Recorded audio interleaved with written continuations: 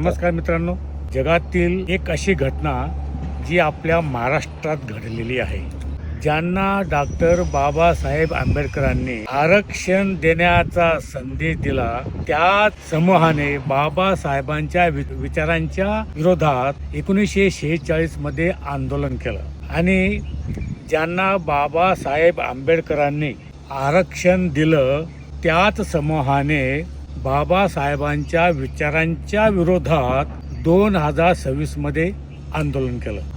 तर डॉक्टर बाबासाहेब आंबेडकरांनी the great Maratha यांना कुणबी संबोधित करून शिवाजी राजांच्या मार्गाने बुद्धांच्या विचाराकडे नेणार होते आणि मातंग समूहाला बुद्धाचे विचार ज्यांनी धारण केलेले आहेत त्या बुद्धिस्ट लोकांसह बुद्धांकडे नेणार होते. यासाठी भारतीय संविधान आर्टिकल 340, 341, 342 तपासून बघा. तुम्हाला या संदर्भात काय वाटते ह्याच्यावर थोडी कमेंट करा.